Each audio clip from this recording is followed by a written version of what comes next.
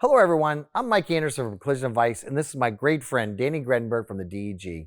And we are so excited to be working with SCRS to bring you a brand new series of quick tips to help you to boost your business.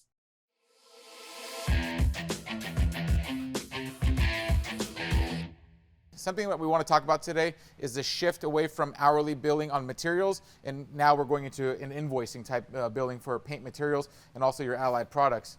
You know, Mike, there's a couple programs out there. There's, Mitchell RMC Calculator, there's PMC Logic. What are you seeing out there in your shops? Tell us about, how these programs work and what are the results that we can expect to see. Yeah, so great question, Danny. So our company Collision Advice does surveys quarterly called Who Pays for What? And what we've seen so far in 2021 is we've seen that there's been a shift of people utilizing the multiplier method to bill for their paint materials, and we're seeing a shift or an increase in the amount of people that are using an invoicing system. Now, as Danny referenced, there's several software companies out there that allow you to utilize their products to provide an invoice to the third-party payer for paint materials. Now, some of these products, you have Mitchell's RMC, Refinished Materials Calculator. You also have the product that's owned by Rick Palmer, which is PMC Logic.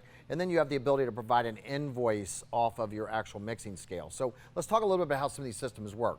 First of all, if you're using like Mitchell's product, Mitchell's RMC, it will integrate with your Mitchell estimating system. Let's say you're using Autotex or CCC, it is going to require some manual entry on your part, right? Like you're going to have to put in what are the average paint labor hours, what are the amount of repair hours on the estimate, and what's the actual paint code, right? And those then will help to provide an invoice for you to bill for materials. Now, I will tell you that most shops that are using the invoicing system see that they are, finding out that they should have been charging more for materials than they had based off of the multiplier method, right? And one of those reasons is because we see that average paint labor hours has been declining a little bit in the industry. Now, some of the other products that allow you to bill from a software perspective, they're going to bill for product based off of your specific paint product you use, right? So whatever software company you're going to use, one of the questions you may want to ask them is this going to be like a generic bill, or is it going to be specific based off of my paint that I use, right? Water, solvent, or whatever the paint brand is. And then obviously, ladies and gentlemen, if you're going to use your paint mixing scale to provide an invoice, it's going to be critical that your painter utilizes the RO when they go to mix their product, right? Now, one of the things you got to remember with a paint scale is that it's going to provide an invoice for the liquid that you used, right? The primer, the sealer, the color, the clear.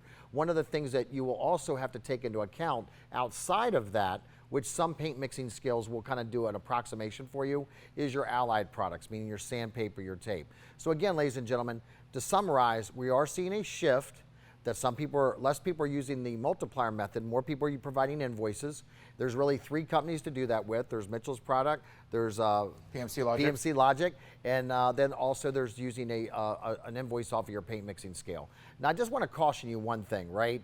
And I mean this in love, but I had a third-party payer reach out to me recently, and they said, Mike, can you look at this invoice for me from the paint mixing scale? And it's really important, ladies and gentlemen, that if your painters are going to provide an invoice, that it's based off of that RO. Because some of your painters will actually take and they'll maybe do what's called batch priming on their primer, and they'll put multiple ROs in there. So that's something you just want to be aware of. So, ladies and gentlemen, that's kind of our tip of the day. And Danny, again, if they have questions if this is included or not, they can always reach out to you at the DEG, correct? Absolutely. And it also sounds like this is a great way, as the cost of materials are increasing, there's been, paint companies increasing the cost of materials to recapture all this and itemize it on your invoice, so that way you're accurately billing and getting reimbursement for what you're using in the product. Yeah, I always think about that cartoon. We read all about it. Yep. That I can tell you that as recently of this week, I saw where several paint manufacturers announced that they were having a price increase. So I absolutely believe that you need to look into your billing practices for paint materials reimbursement. Thanks for joining us for today's tip, and make it a great day. If you find these tips helpful, please subscribe, like, and share, and comment below for any future suggestions. Thank you for watching.